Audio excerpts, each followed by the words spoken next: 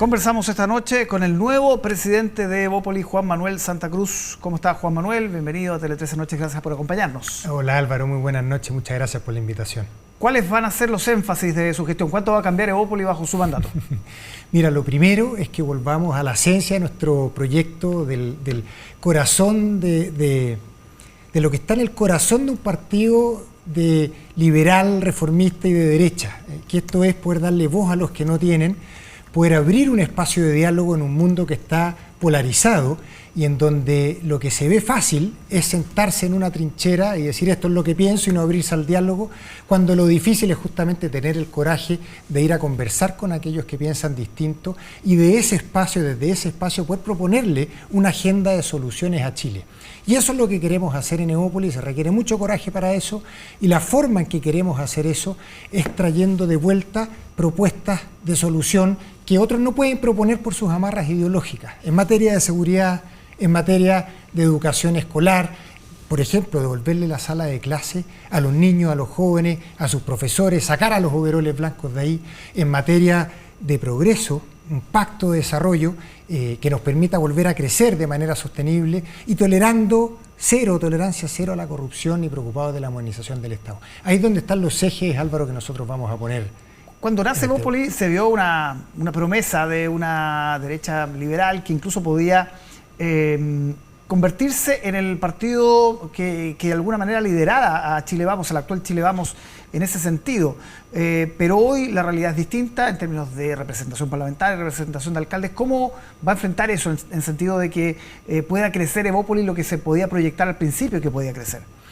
Bueno, lo que nos ocurrió, Álvaro, es que luego de un gobierno, de un segundo gobierno del presidente Piñera, que pasamos por momentos muy duros y que a Evópolis en particular le tocó en algún minuto hacerse cargo de esa gestión estando en el Ministerio del Interior, estando en el Ministerio de Hacienda, eso nos pasó la cuenta y eso nos desgastó antes de tiempo en un partido que venía recién comenzando, recién creciendo. Pero hoy día ese vigor que nos vio crecer, esa frescura que teníamos en su inicio, la estamos recuperando, vamos a volver a sacar la voz, Álvaro, y desde ese espacio, desde esa energía nueva, es que vamos a enfrentar las elecciones parlamentarias de este año. Nuestro objetivo es obtener al menos 10 parlamentarios entre diputados y senadores y poder desde ese espacio aportarle a Chile Vamos y aportarle a Chile en general con una bancada fuerte que haga propuestas serias en un mundo polarizado en donde el diálogo es algo que cuesta mucho. Hablemos de Evelyn Matei, es el único partido, por esta misma razón, todavía estaban eligiendo directivas a propósito del problema que hubo hace un tiempo, pero la UDRN ya están listos en términos de haber proclamado a Evelyn Matei. Ustedes me imagino que van por lo propio, se reunieron con la candidata.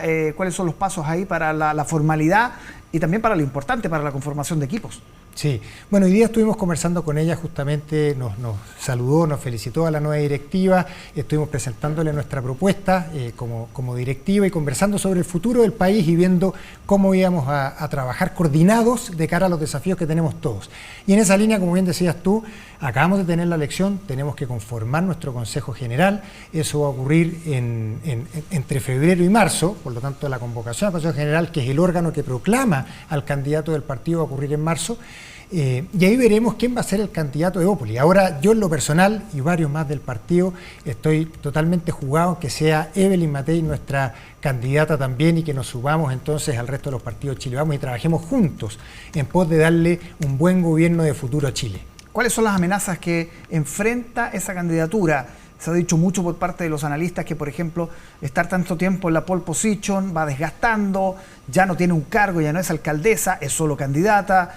Hay varios nombres en la derecha que están remontando. El caso de Kaiser en las encuestas está creciendo. Kast ya dijo que iba a primera vuelta. No sabemos si va a haber primario o no, no sabemos si hay más candidatos.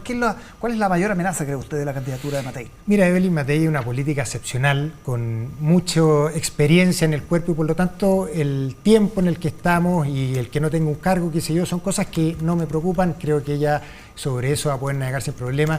Además, ella tiene un gran liderazgo en el sector y goza de muy buena popularidad, lo que ayuda mucho a unar la coalición. Y el desafío que tenemos todos es a que podamos trabajar unidos, todos quienes estamos en oposición, no solo Chile Vamos, todos quienes estamos en oposición, para poder lograr un próximo gobierno que además tenga un Congreso que pueda respaldar el trabajo de ese gobierno. Si no, vamos a caer en lo que hemos visto en los últimos gobiernos, que les cuesta mucho gobernar con un Congreso dividido. Y eso es algo que tenemos que trabajar. Ese es el desafío más importante que tenemos los partidos políticos hoy día que estamos en oposición.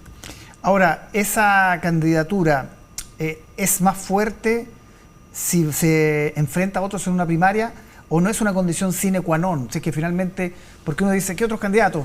Kast va a primera vuelta, Kaiser va por las mismas, Carter es el único que uno ve en este minuto que podría aparecer en esa primaria, Jimena Rincón tal vez, pero si no hay una primaria, ¿se debilita esa candidatura?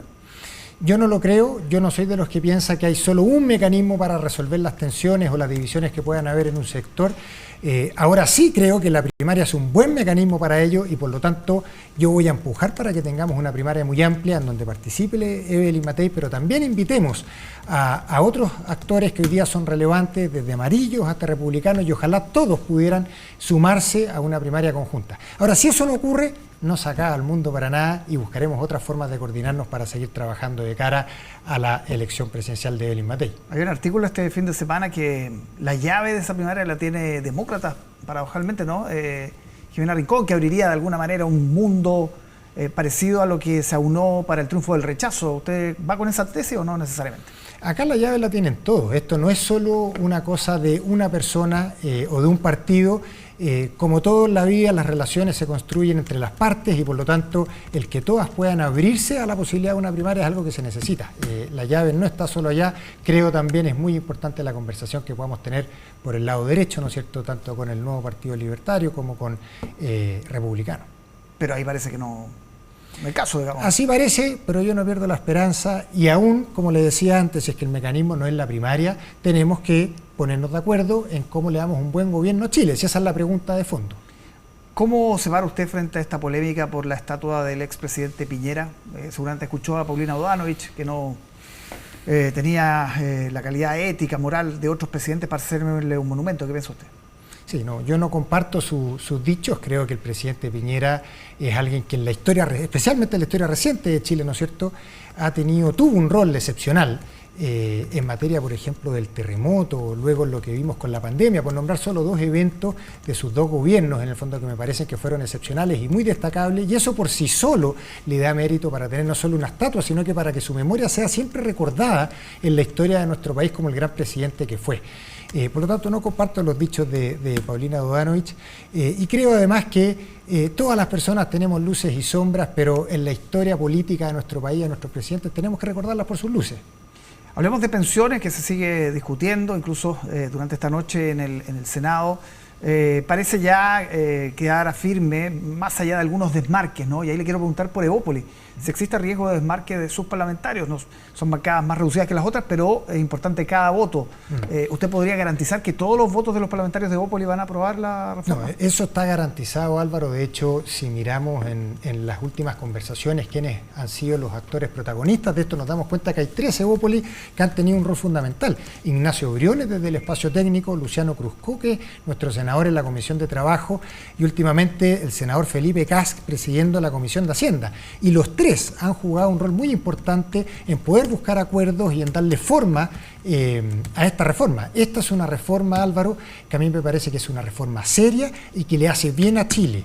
Chile va a estar mejor luego de esta reforma a que si no hiciéramos nada. Y en ese sentido reconozco el trabajo que han tenido los Evópolis, han sido valientes. Ayer vimos una funa, de hecho, que recibió uno de nuestros senadores producto de esto, porque lo fácil aquí es solo criticar, quedarnos en el inmovilismo, pero lo cierto es que a Chile eso lo hace mal. Si en materia de pensiones seguimos sin hacer nada, como llevamos muchos años ya, el problema solo crece y solo le hace daño al país. Por lo tanto, eso es lo que estamos cambiando, gracias, entre otros, al coraje justamente de estos protagonistas de Evópolis que han estado liderando este acuerdo en el último tiempo. En el Senado el panorama es más claro, en la Cámara es más difuso, 77 votos que pocos se atreven a garantizar. Ahora, ¿qué pasa si es que esto finalmente se cae, no se aprueba, pasa una mixta y se reconfigura, por ejemplo?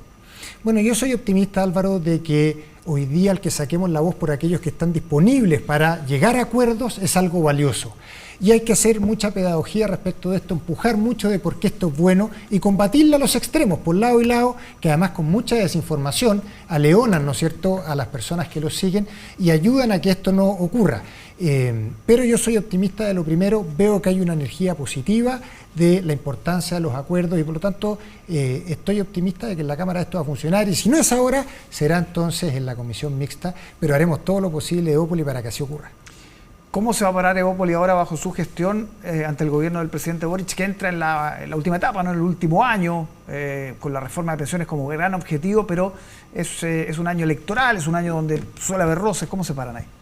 Bueno, como siempre los hemos hecho y como siempre nos ha caracterizado al partido, que es teniendo mucha conversación, mucho diálogo y apertura a lo que sea que quiera proponer el gobierno, pero siempre con responsabilidad, siempre con seriedad. Ahora creo que, como suele ocurrir en los últimos gobiernos, esto no es solo propio del presidente Boric, es que la agenda que propone el gobierno se diluye mucho, producto naturalmente de las conversaciones que genera la expectativa electoral de fin de año. Así que la verdad es que tampoco me preocupa mucho de lo que pueda ocurrir en esa materia. Aborto libre, quedó pendiente del año pasado, de la última hora se postergó, seguramente va a aparecer en meses bien claves de la elección. Ustedes son el partido más liberal de Chile Vamos, ¿cómo se van a parar ahí? No hemos tenido la conversa actualmente o recientemente sobre el aborto libre.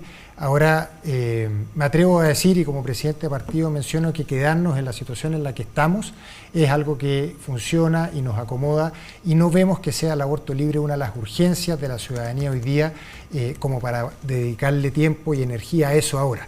La urgencia está en otras materias, en seguridad, en educación, que es algo que tenemos muy postergado, en generar un pacto de desarrollo que nos permita volver a crecer de manera sostenible. Quedarse con las 3 causales, ¿a eso se refiere? ¿Eso? Sí, quedarnos con las 3 causales, que es como estamos hoy día. No pretendemos en ningún caso volver atrás en esa materia, claro, no.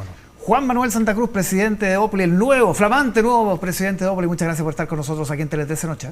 Muchas gracias a ti por la invitación, buenas noches. Que esté muy bien, buenas noches. Nosotros hacemos una pausa y hay más noticias al regreso aquí en Tele 13 Noche, no se vayan.